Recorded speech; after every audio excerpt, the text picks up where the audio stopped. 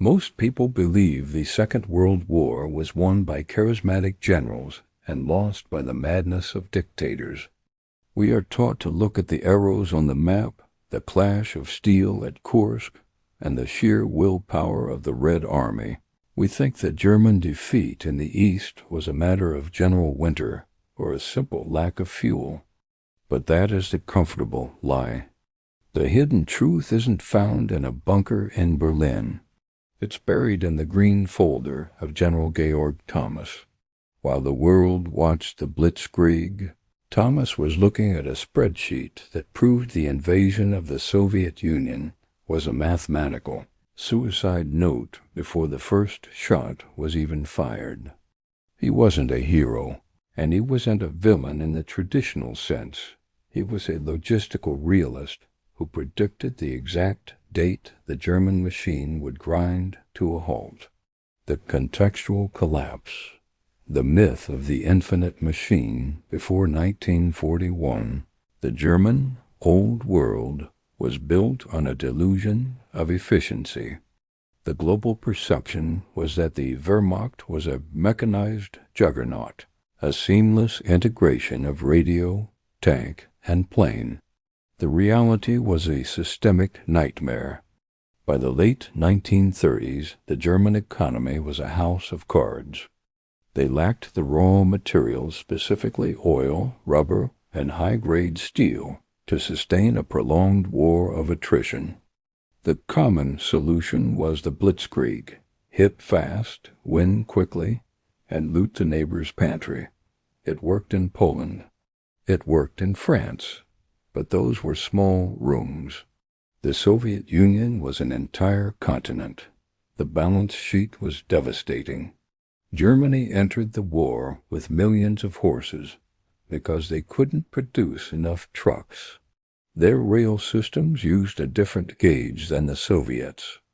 They were trying to conquer a territory with a primitive infrastructure, using a high-maintenance military that required a constant flow of specialized parts. The status quo was failing because the German leadership treated logistics as an afterthought to will.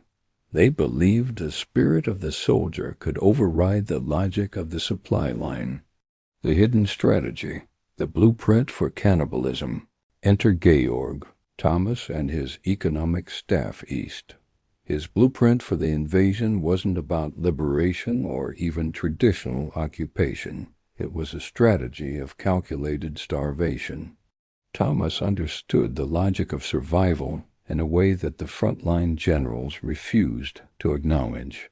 His roadmap, outlined in the green folder, argued that the German army could not be supplied from Berlin.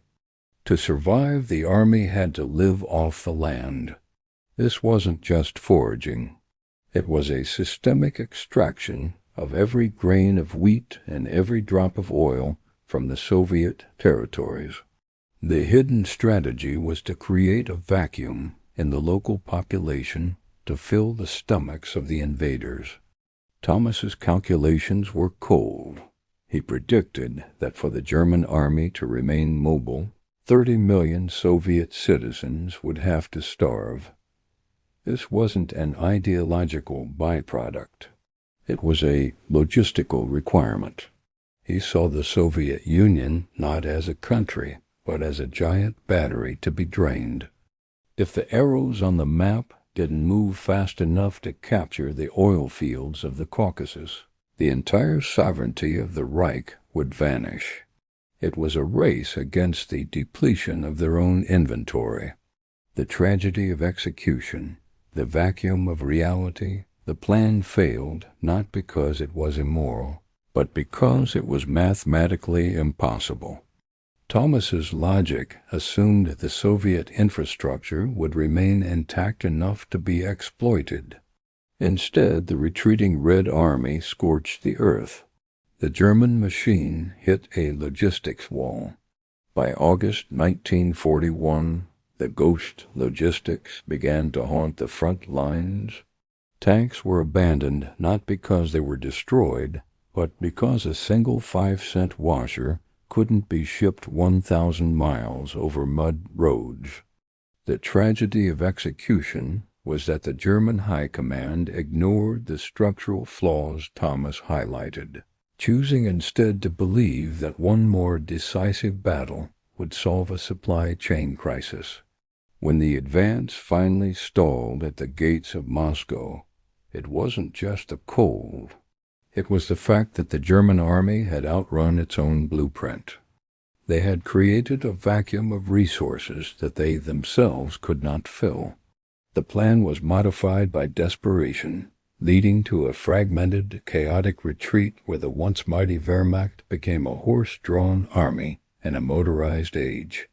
The hidden architect was ignored until the spreadsheets turned red with blood. The modern shadow. Infrastructure is destiny. We live in a world that still obsesses over the great man theory of history. We study the speeches and the battles, but we ignore the infrastructure. The instinct that drove the green folder, the idea that global power is a zero-sum game of resource extraction, still runs the world today. We see it in the way modern nations secure rare earth minerals and protect choke points in the global supply chain. The sovereignty of a nation in the 21st century is still dictated by the same logistical math that Georg Thomas tried to warn his superiors about in 1941. History isn't a series of wins and losses.